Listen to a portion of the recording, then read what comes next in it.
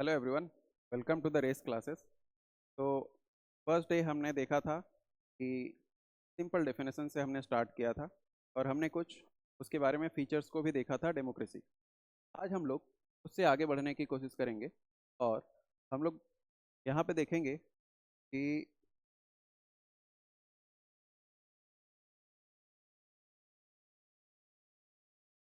हाँ, उससे पहले मैं आपको ये बताना चाहता हूँ कि सिर्फ मेरे पढ़ाने से कुछ नहीं होगा, राइट। आपको भी अपना एक्टिविटी को दिखाना पड़ेगा। तो आपको अपना एक्टिविटी कैसे दिखाना है? जैसे देखिए, ये मैंने आपके एनसीईआरटी से ही लिया है। तो आजकल जो है ना, पिक्चर बेस्ड क्वेश्चंस को ज़्यादा पूछ रहे हैं, ठीक है। आपने देखा होगा अपने एग्जामिनेशंस में, राइट। तो आपको करना क्या है, इन सारे क्वेश्चंस को आप एक एक करके सॉल्व करेंगे, राइट। मैंने और भी किया हुआ है, मैं आपको दिखाऊंगा अभी सारे, ठीक है। और उनको जाके आपको अटेम्प्ट करना है ना, कि क्या बोल रहा है। मैंने बस यहाँ पे थोड़ा सा दिया हुआ है आपके लिए, ठीक है, कि इस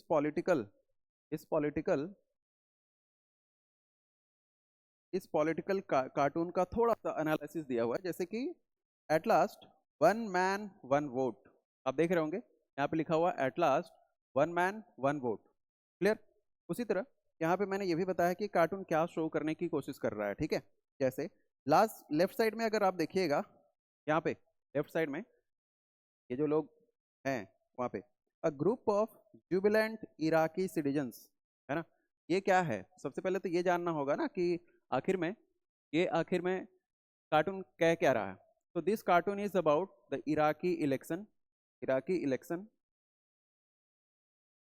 held after Saddam Hussein's regime was overthrown and he is thrown behind the bars, right? And तो ये देख रहे हो, ये यहाँ पे ये एक जेल में दिखाया गया है। इराक के एक डिक्टेटर थे जिनका नाम था सद्दाम हुसैन, ठीक है। को यहाँ पे दिखाया गया है और ये लोग कुछ उस चीज को सेलिब्रेट कर रहे हैं। क्यों? क्योंकि उनको पहली बार वोट करने का टेस्ट मिला था, ठीक है। वोट करने की इन्हें राइट मिली थी, इसलिए ये लोग खुश होकर क्या बोल रहे हैं कि आखिरकार हमें वन मैन वन वोट मिल गया, ठीक है। हाँ, तो इसमें क्या करना क्या है कि some with their finger stain with ink, ये देख रहे हो यहाँ पे इंक का लगा हुआ है, यहाँ पे फिंगर्स के पास है ना, सबके पास, ठीक है। Finger stain with ink are celebrating and one man in the foreground is exclaiming, और एक जो है पीछे से चिल्ला रहा है, ठीक है, कि at last one man one vote, ठीक है, कि हमें क्या मिल गई आखिरकार में, वन मैन वन वोट की वैल्यू हमें मिल गई है। Above them there is a building, एक बिल्डिंग आपको यहाँ पे दिख रहा है, ये दिस वन, ओके। तो ये क्या कह रहा है, विद वोट हियर, यहाँ पे देख रहे हो, यहाँ पे वोट हियर लिखा हुआ है। दैट मीन्स वो क्या पोर्ट्रे करना चाह रहा है कि this is a polling booth, जहाँ पे लोग जाकर वोट करते हैं, ठीक है। हाँ, suggesting a polling station, and the overall mood is one of the excitement and liberation. लोग आज़ादी को फील कर रहे हैं, है ना, उस चीज को। तो और एक्साइटेड भी हैं, पहली बार उन्होंने वोट दिया है, ठीक है। तो राइट साइड में अगर वहां पे देखिएगा आप, तो क्या है, इनसाइड अ प्रिजन सेल, ये जेल है ना, प्रिजन का सेल है। वहां पे सद्दाम हुसैन को दिखाया गया है। Through the barred window of a prison cell we see a figure resembling Saddam Hussein, clear, and he is shown with a thought bubble that says I liked it better when was the one man and one vote। ये क्या कह रहा है यहाँ पे देखो, I liked it better when I was the one man and the one vote, ठीक है। इससे एक आपको एक आइडिया लगेगा, ये सद्दाम हुसैन क्या चाह रहा है कि मुझे क्या पसंद थी, क्या पसंद थी, वन मैन वन वोट। मतलब ये खुद ही जो है, डिक्टेटरशिप में क्या होता है, वन मैन वन वोट, है ना, जो डिक्टेटर बोलेगा वही फाइनल डिसीजन होता है, ठीक है, इस तरह।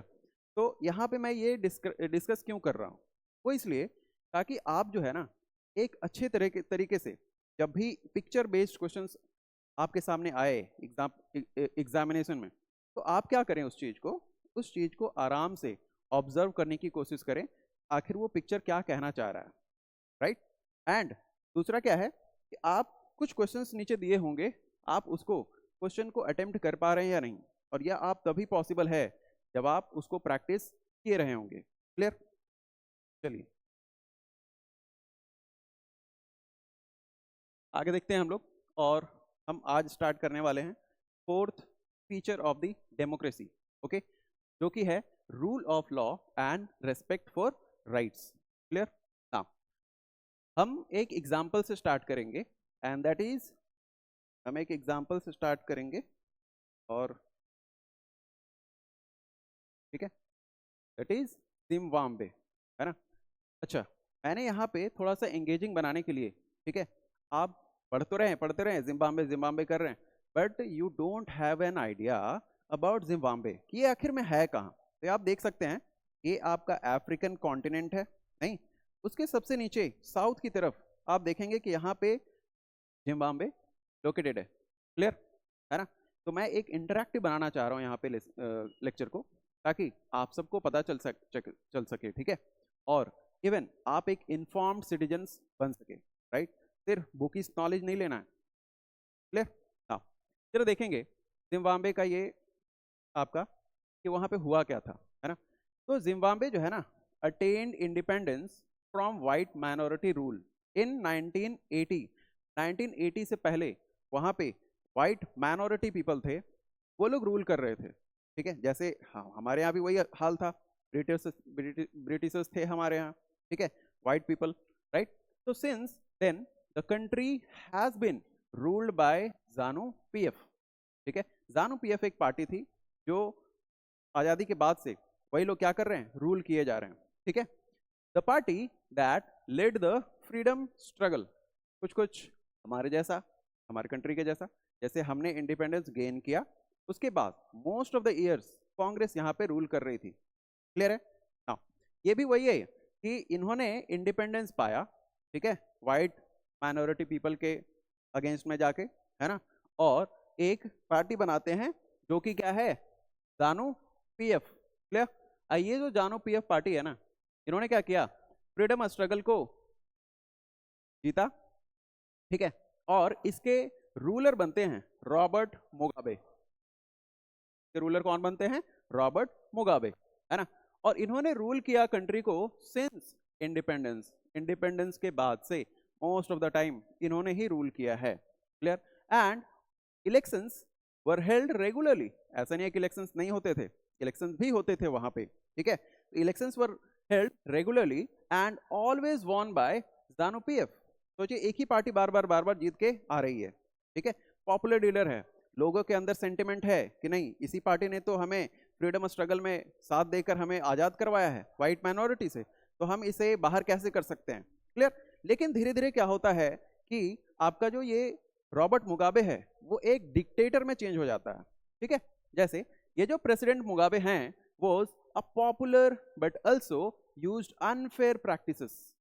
पॉपुलर तो था ही, लेकिन धीरे धीरे ये क्या करता है, अब अनफेयर प्रैक्टिसेस करना स्टार्ट कर देता है इन इलेक्शंस, है ना, इलेक्शन में, ठीक है। Over the years his government change the constitution, फिर आने वाले टाइम में क्या किया इसने, कॉन्स्टिट्यूशन को ही चेंज कर दिया। Clear? Several times to increase the powers of the president, बहुत बार कॉन्स्टिट्यूशन को चेंज करता है, इसलिए प्रेसिडेंट के पावर को बढ़ाने के लिए। क्लियर?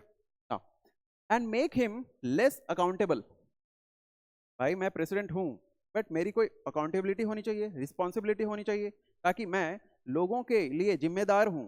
कोई भी काम होता है, कोई भी घटना होती है, तो क्या होता है, वहां का प्राइम मिनिस्टर, वहां का लीडर वो जिम्मेदार होता है, वहां का प्रेसिडेंट जिम्मेदार होता है। बट इसने कॉन्स्टिट्यूशन को चेंज करके क्या किया, खुद को लेस अकाउंटेबल बना दिया कि मेरी कोई जिम्मेदारी नहीं है। Clear? Opposition parties workers were harassed and their meeting disrupted. Opposition के पार्टी के जो थे लीडर्स थे उनको हरास किया जाने लगा, है ना, और उनके मीटिंग्स को डिसरप्ट कर दिया गया बहुत बार। एंड उसके बाद पब्लिक प्रोटेस्ट होते हैं, है ना, डेमोन्स्ट्रेशंस होते हैं अगेंस्ट द गवर्नमेंट, वह डिक्लेयर्ड इलीगल। ये जितने भी पब्लिक प्रोटेस्ट हो गए, डेमोन्स्ट्रेशंस हो गए, इन सबको गवर्नमेंट ने इलीगल घोषित कर दिया। क्लियर? कि आप अगर डेमोन्स्ट्रेट करते हैं गवर्नमेंट के अगेंस्ट में जाकर, या फिर पब्लिक प्रोटेस्ट करते हैं, तो ये सारे काम इलीगल कहलाएंगे। Clear? And there was a law एक लॉ भी कर दिया गया, बनाया गया, जिसमें क्या कर दिया गया, limited the right to criticise the president. अब जरा सोचिए, राइट टू क्रिटिसाइज, ये हमारा एक फंडामेंटल राइट होता है, नहीं क्या आप किसी को भी क्रिटिसाइज कर सकते हैं। कंस्ट्रक्टिव क्रिटिसिज्म हर एक कंट्री में अलाउ होना चाहिए, right.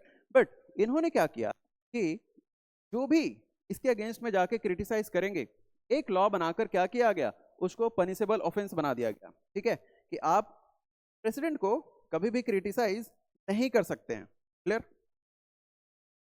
Now television and radio, television and radio were controlled by the government. Television हो गया, फिर रेडियो हो गया, इन सबको गवर्नमेंट ने रेगुलेट करना स्टार्ट किया। Gave only the ruling parties version, ठीक है, जो टेलीविजन है, रेडियो है, इन्होंने सिर्फ और सिर्फ रूलिंग पार्टी के वर्जन को ही दिखाना स्टार्ट किया। क्लियर?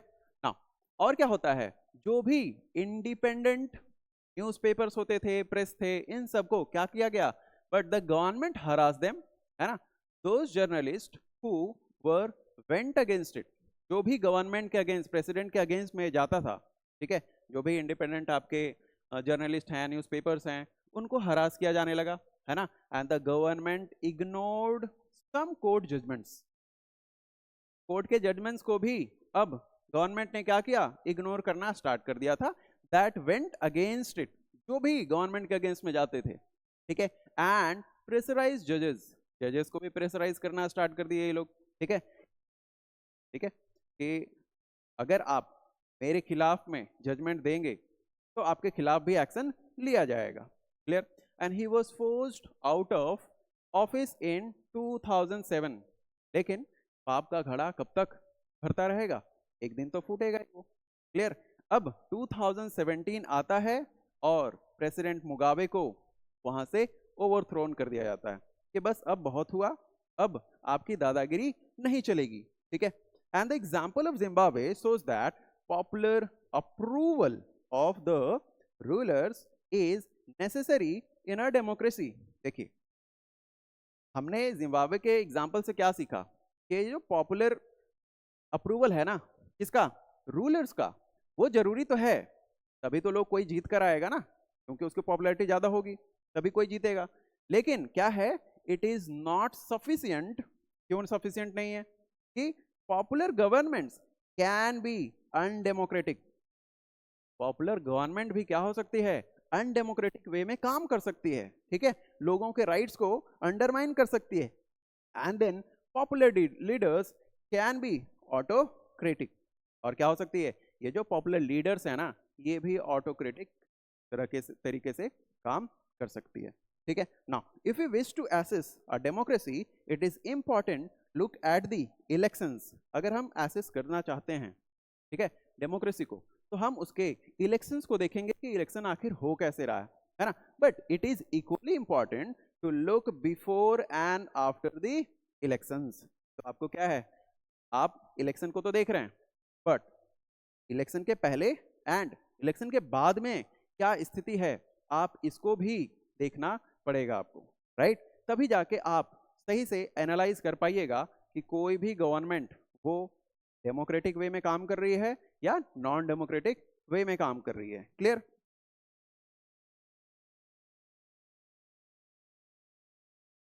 चलिए आगे बढ़ते हैं। Now there should be sufficient room for normal political activity. Normal political activity तो देना ही होगा सबको, क्योंकि आपके अपोजिशन में अगर नहीं रहेगा कोई, तो कोई कंपटीशन ही नहीं होगा, है ना। तो इसमें क्या होता है, including political opposition. Political opposition को भी आपको क्या करना होगा, कुछ राइट्स देने होंगे। There were independent newspapers, sorry वापस से वही चल गया, हाँ। तो there should be sufficient room for normal political activity, right, including political opposition in the period before elections. तो जो भी पीरियड है इलेक्शंस के पहले, उसके पहले आपके पॉलिटिकल लीडर्स को भी कुछ आज़ादी आपको देनी होगी, ठीक है। And this requires that the state should respect some basic rights of the citizens. और क्या होना चाहिए, स्टेट जो है, स्टेट मतलब कंट्री, ठीक है, गवर्नमेंट, राइट, वो कुछ बेसिक राइट्स दे, किसको, अपने सिटीजन्स को, and this should be free to think, सोचने में फ्री हो, कुछ भी सोच सकते हैं हम, ठीक है, ये राइट तो होना ही चाहिए हमें, है ना, टू हैव ओपिनियंस, अगर हमारे मन में कुछ आ रहा है तो हम कुछ बोल भी पाए, ठीक है, ये राइट होना चाहिए, है ना, अपने ओपिनियंस को दे सकते हैं, to express these in public, और अगर ओपिनियन दे सकते हैं तो इसको हम एक्सप्रेस भी कर सकते हैं पब्लिक में, right, and to form associations, है ना, एसोसिएशंस फॉर्म कर सकते हैं, क्लियर, हम एक ग्रुप बनाकर एक पॉलिटिकल पार्टी भी बना सके, ठीक है, इस तरह का, and to protest and take other political actions, हम प्रोटेस्ट भी कर सकें और अदर पॉलिटिकल एक्टिव जो भी एक्शंस हैं वो भी ले सके, ठीक है। Now everyone should be equal in the eyes of the law, ठीक है, सब लोग कानून की नजर में एक जैसे होने चाहिए, ठीक है, जितने भी लोग हैं वो सब लोग कानून की नजर में इक्वल होने चाहिए in the eyes of law, ठीक है, and these rights must be protected by an independent judiciary. बताइए, अगर इंडिपेंडेंट जुडिशरी नहीं रहेगी तो क्या राइट्स, हमें कोई हमारा राइट को प्रोटेक्ट कर पाएगा? बिल्कुल नहीं, ठीक है, क्योंकि अकाउंटेबल कौन ठहराएगा, चेक कौन करेगा, इसलिए जुडिशरी बहुत ही जरूरी होती है किसी भी कंट्री में, और उनका इंडिपेंडेंट होना भी उससे भी ज्यादा जरूरी है, ठीक है, तभी जाकर वो चेक कर पाएगी गवर्नमेंट के जितने भी लॉज बन रहे हैं उनको, है ना, कि क्या वो कॉन्स्टिट्यूशनली वैलिड है या नहीं, ठीक है। Whose orders are obeyed by everyone, और जुडिशरी के जैसे सुप्रीम कोर्ट हमारे यहाँ, अगर वो जजमेंट देता है दैट इज फाइनल, ठीक है, उसके बाद आप कहीं भी अपील नहीं कर सकते हैं, क्लियर। उसी तरह तो ये जो जुडिशरी है उसको क्या करेंगे, उसके डिसीजंस को ओबे करना पड़ेगा सबके द्वारा, ठीक है। Similarly there are some conditions, कुछ कंडीशंस भी हैं that apply to the way a government is run, कुछ ऐसे कंडीशंस भी हैं जिसके थ्रू गवर्नमेंट जो है रन करना चाहिए, ठीक है। After the elections a democratic government can not do what ever it likes, ठीक है, एक गवर्नमेंट जो डेमोक्रेटिक गवर्नमेंट है ना, जरूरी नहीं है कि वो कुछ भी करे, है ना, जो भी मन में आ रहा है वो नहीं कर सकते हैं, क्लियर। तो क्या करेंगे, simply because it has won an election, तो कोई भी इलेक्शन जीत गया, मान लो आपने प्राइम मिनिस्टर को वोट दिया, वो जीत कर आ गया, अब वो अपने मनमाने तरीके से काम नहीं करेंगे, ठीक है, वो जब भी देखेंगे तो जनता का मूड देखेंगे कि वो क्या चाहती है, समझ में आई बात, अगर वो जो चाहती है वही काम करेंगे तो जनता भी खुश रहेगी, है ना, and it has to respect some basic rules, government को भी क्या है, कुछ बेसिक रूल्स को फॉलो करना पड़ेगा, ठीक है। चलिए आगे देखते हैं हम लोग। हाँ, तो अब क्या है, in particular it has to respect some guarantees to the minorities. Minorities कौन कौन है, दो तरह के माइनॉरिटीज हमारे कॉन्स्टिट्यूशन में डिस्कस किया गया, एक क्या है रिलीजियस माइनॉरिटी और दूसरा है linguistic minority, clear.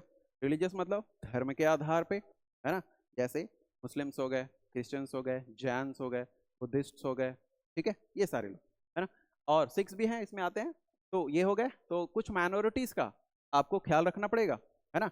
Now and every major decision has to go through a series of consultations, भाई बैकड्रॉप है ना, क्या इसका, आपका डेमोक्रेसी का, कि जो भी है ना सीरीज ऑफ कंसल्टेशन होता है, जैसे हमारा पार्लियामेंट है, पार्लियामेंट में लोकसभा एंड राज्यसभा दो बॉडीज होते हैं, ठीक है, इनमें क्या होता है, डिस्कशंस होता है, थॉरली डिस्कशंस होता है, राइट, तब जाके हमारा कोई भी लॉ बन पाता है, राइट, तो कंसल्टेशन तो बहुत ही जरूरी है, and every office bearer has certain rights and responsibilities, जितने भी लोग हैं ऑफिस बियरर्स उनके पास का कुछ ना कुछ राइट्स होता है और उनकी कुछ रिस्पॉन्सिबिलिटीज भी होती है, और ये कौन असाइन करता है, assigned by the constitution and the law of the land, ठीक है, जो भी कानून बना है उसके ही अंडर में उनको कुछ राइट्स भी मिलता है और कुछ वो लिमिटेशन में भी रहते हैं, कुछ रिस्पॉन्सिबिलिटीज भी होती है, ठीक है। And each of this is accountable not only to the people, वो सिर्फ पीपल के लिए ही नहीं अकाउंटेबल है, बल्कि also to other independent officials, जो अदर इंडिपेंडेंट ऑफिशियल्स हैं उनके प्रति भी वो लोग क्या हैं, अकाउंटेबल हैं। क्लियर है? And both these aspects give us the fourth and final feature of the democracy. इससे हमें क्या है, फोर्थ एंड फाइनल फीचर मिला किसका, डेमोक्रेसी का। एंड व्हाट डज इट से?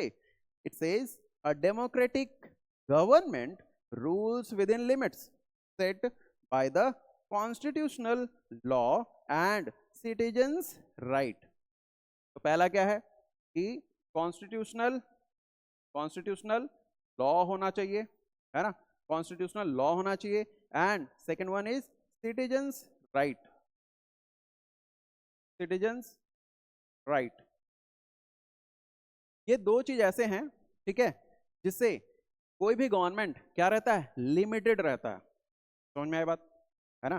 तो क्या होगा, कॉन्स्टिट्यूशनल लॉ, है ना, जिसको कौन चेक करेगी, ये चेक करेगी हमारी कौन, जुडिशरी, ये हमारी जुडिशरी इसको चेक करेगी। क्लियर है? और सिटीजन्स के राइट, ये सिटीजन्स के राइट को भी यही देखेगी, है ना, कि जुडिशरी देखेगी कि सिटीजन्स के राइट को कहीं गवर्नमेंट का कोई लॉ वायलेट तो नहीं कर रहा। फंडामेंटल राइट हमें दिया गया है ना, क्या गवर्नमेंट उस राइट को वायलेट तो नहीं कर रहा, और अगर वायलेट करता है तो हम क्या करते हैं, जुडिशरी के पास जाते हैं, है ना। अगर आप सुप्रीम कोर्ट की बात करें, ठीक है, सुप्रीम कोर्ट की बात करें तो इसमें आर्टिकल 38 के थ्रू हम सुप्रीम कोर्ट जा सकते हैं डायरेक्ट। अगर फंडामेंटल राइट हमारा वायलेट हुआ है तब हम डायरेक्ट जा सकते हैं, कोई वे ऑफ अपील वहां पे काम नहीं करेगा। क्लियर है? नाउ हाई कोर्ट भी तो है, क्लियर, हाई कोर्ट जो है उसके पास आर्टिकल 226 है, इसके थ्रू हम कहा जा सकते हैं, हाई कोर्ट जा सकते हैं, है ना, जब भी हमारा फंडामेंटल राइट्स वायलेट होता है तब। क्लियर है यहां तक?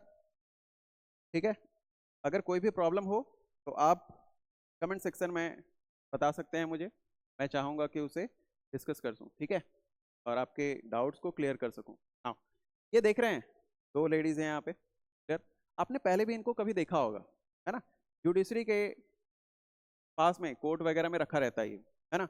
ये कहना क्या चाह रहा है, तो अभी फिलहाल में क्या हुआ ना कि हमारे चीफ जस्टिस अभी तो फॉर्मल हो गए, पहले थे,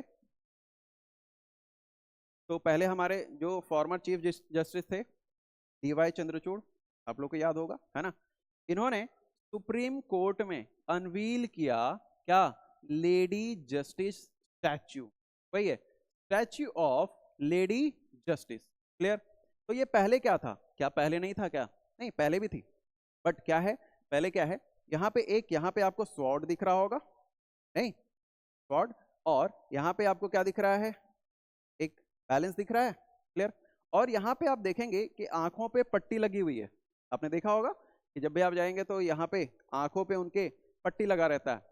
पहले क्या सिंबलाइज करता था ये, कि कानून जो है वो किसी को मतलब इक्वली देख रही है ना, वो देख कर नहीं देख रही है कि इसको राइट देंगे इसको नहीं देंगे। क्लियर है? तो DY चंद्रचूड़ ने क्या कहा कि नहीं, इससे तो क्या हुआ, हम इसके आंखों से पट्टी हटाएंगे। क्लियर?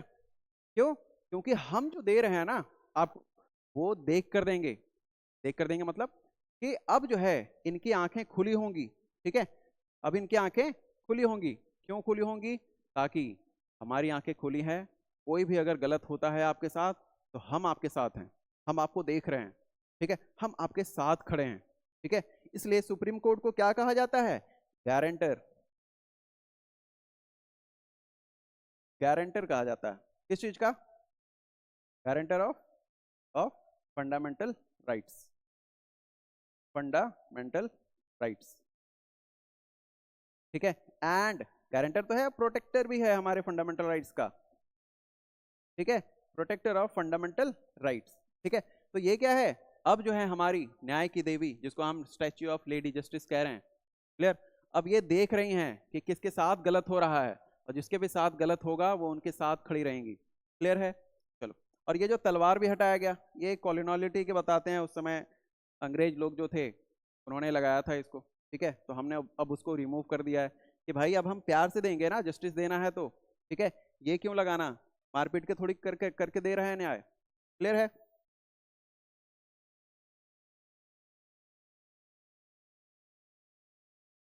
आगे देखते हैं फिर से। एक आपके पास एक कार्टून है, जरा ध्यान से देखेंगे। ये है यहाँ पे एक, मान लो ये चिंटू है, ये यहाँ पे खड़ा है, नहीं, और यहाँ पे देखिएगा this is Yahoo, Yahoo, Google and Cisco. Clear? और ये तीन आपको तोप भी दिख रहे होंगे, नहीं? यहाँ पे अगर देखोगे, Chinese government blocked free flow of information on the internet by placing restriction on popular websites like Google, Yahoo etcetera. Clear? समझ में आई बात? चाइनीज गवर्नमेंट ने क्या किया, रिस्ट्रिक्शंस लगा दिया, है ना, बड़े बड़े जो सोशल मीडिया प्लेटफॉर्म्स होते हैं, है ना, उन पे, जैसे गूगल हो गया, याहू हो गया, सिस्को हो गया, इन सब पे। क्लियर?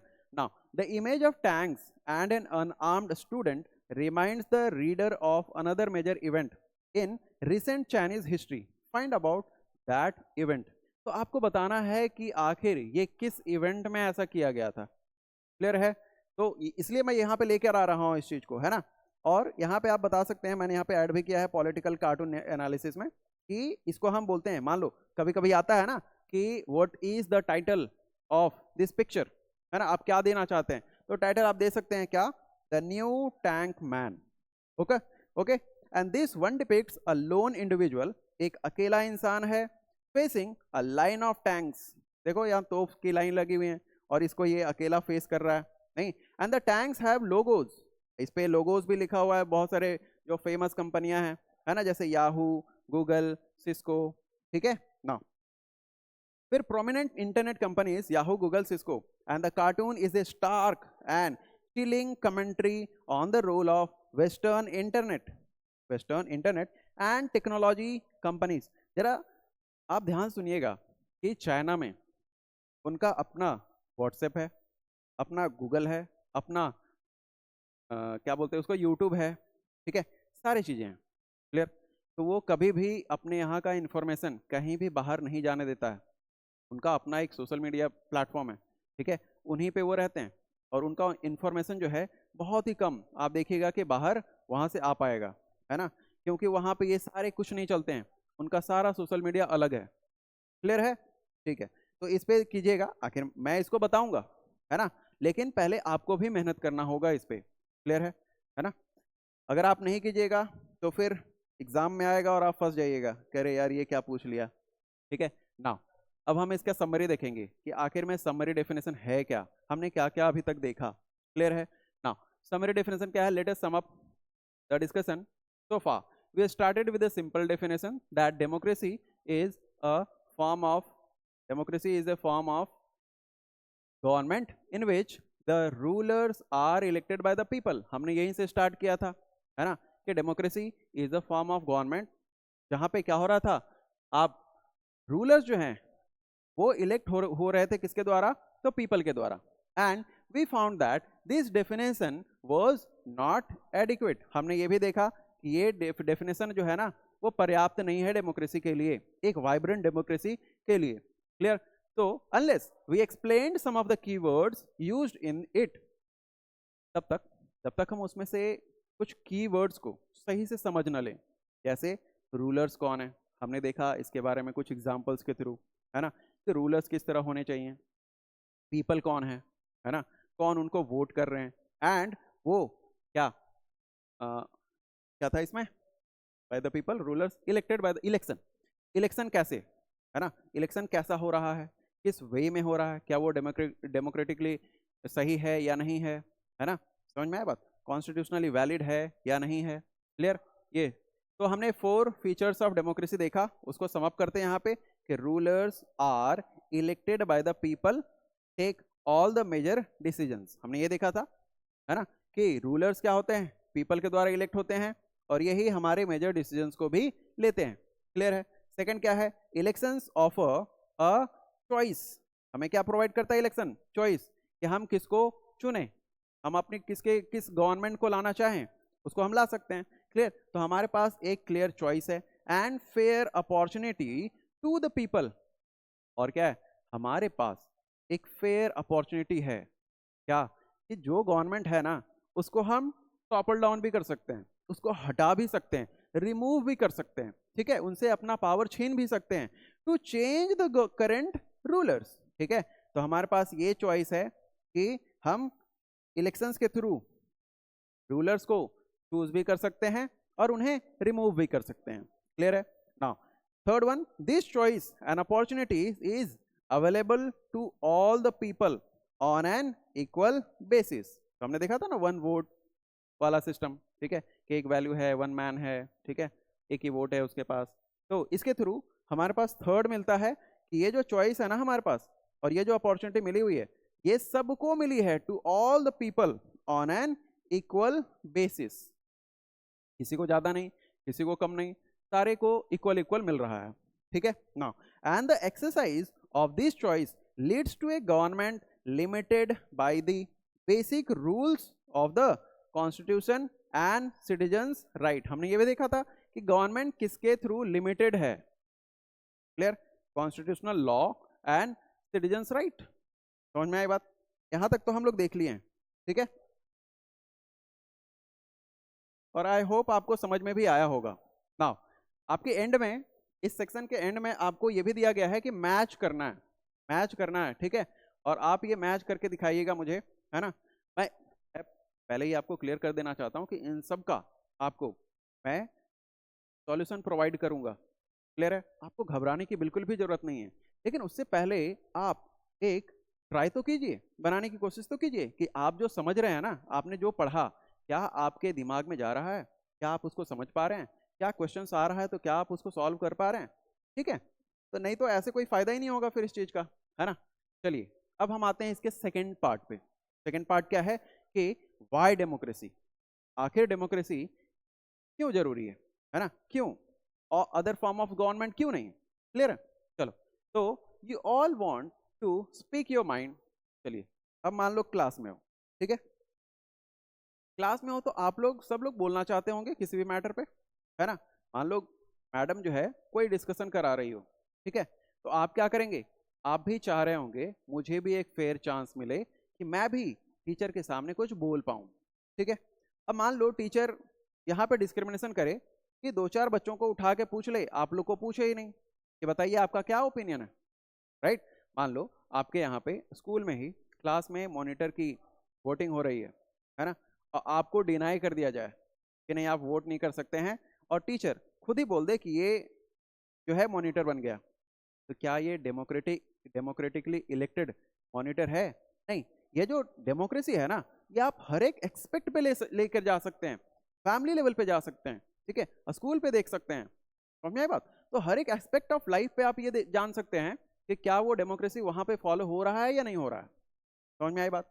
चलिए देखते हैं, है ना। तो you all want to speak your mind. You may feel very bad if someone tries to stop you or if someone punishes you for saying what you felt, है ना। और अगर क्लास में आपने कुछ बोला, डिस्कशन करवा रही हैं मैम एक एक करके उठा उठा के, है ना, और आप सब लोग अपने माइंड के अकॉर्डिंग बोले जा रहे हैं, कुछ ना कुछ बोल रहे हैं, ठीक है, और मैडम आपको उसके लिए पनिश कर दे, अरे तुम ऐसे क्यों बोल रहे हो, नहीं, ठीक है, तो दैट इज नॉट फेयर। समझ में आई बात? क्योंकि आप अपने माइंड से थोड़ा सा क्लियर होके आप बोल पाए, यही तो मकसद है ना, यही तो गोल है डेमोक्रेसी का। क्लियर? तो अगर कोई पनिश करता है आपको जो आप बोल रहे हैं उस चीज के लिए, है ना, तो वुड यू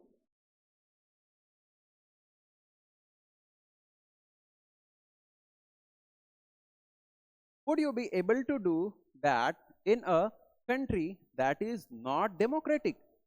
क्या आप अपने मन की बात को, अपने ओपिनियंस को शेयर कर पाएंगे ऐसे जगह पे, ऐसे कंट्री में जो डेमोक्रेटिक नहीं है, जो डेमोक्रेटिक नहीं है ना। अभी मैं आगे जाके एग्जांपल्स दूंगा जहां पे उनके पास डेमोक्रेसी है ही नहीं, किसी भी कंट्री में, है ना। जैसे नॉर्थ कोरिया ले लो एग्जांपल, है ना, वहां पे इलेक्शन के नाम पे क्या है, या तो मुझे चुनो या तो डेथ को चुनो, तो जिंदगी किसको प्यारी नहीं है ना, लोग उसे ही वोट करेंगे हर बार। समझ में आई बात?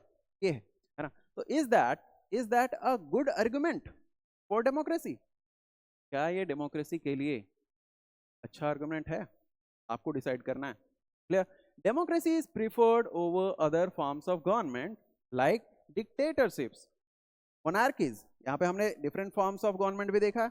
डिक्टेटरशिप क्या होता है, मोनार्कीज भी क्या होते हैं, है ना, एंड मिलिट्री रूल क्या होता है, नहीं? तो इससे तो ये देख रहे हैं, democracy is preferred over other forms of government like dictatorship, monarchies and military rule due to its inherent strengths in promoting accountability. तो डेमोक्रेसी से क्या होता है, क्या प्रमोट करता है वो? अकाउंटेबिलिटी, जिम्मेदारी, जवाबदेही, है ना, and improving improving decision making को इम्प्रूव करते हैं, है ना। हमारा लोकसभा, राज्यसभा क्या करता है, थोरोली डिस्कशन करता है किसी भी लॉ को, है ना, पास करने से पहले। क्लियर है? हाँ। मैनेजिंग कन्फ्लिक्ट, अगर कोई कन्फ्लिक्ट अराइज भी होता है वहां पे, तो उसको मैनेज किया जाता है डेमोक्रेटिकली, ठीक है, उस चीज को। एंड अपहोल्डिंग डिग्निटी, किसी भी इंसान का डिग्निटी सबसे ऊपर होना चाहिए, है ना, उसको वायलेट नहीं करना चाहिए, है ना। And allowing for self correction, सही है ना। डेमोक्रेसी में यही तो होता है कि मान लो अगर हमसे मिस्टेक्स होता है कोई, तो क्या हम उसको करेक्ट कर पा रहे हैं? राइट? अगर करेक्ट नहीं कर पा रहे हैं, जैसे मान लो हमने गवर्नमेंट को वोट किया, वो गवर्नमेंट आ गई, लेकिन they are not ruling for people, है ना, पीपल के अगेंस्ट में जाके काम करने लगे, तो भाई 5 साल बाद फिर से इलेक्शन होगा, है ना। आप क्या करोगे, उसको हटा दोगे, रिमूव कर दोगे, क्या अब आपका टाइम खत्म हुआ, आप जाइए, है ना, घर पे सोइए आराम से, अब आपका काम खत्म, है ना। हम किसी और गवर्नमेंट को अब लाके रख रहे हैं जो हमारी बात को सुनेगा। क्लियर? चलो।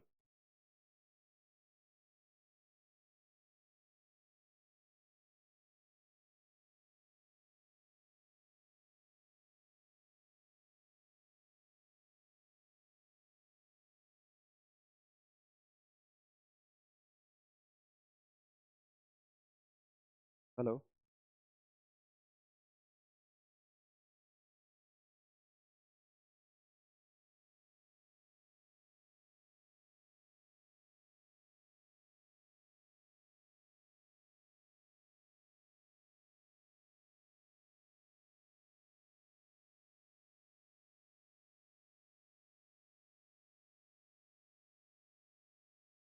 हेलो।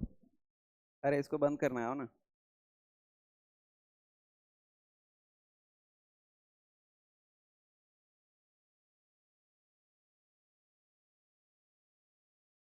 उसमें उतना ही था, स्टॉप पे करना था क्या?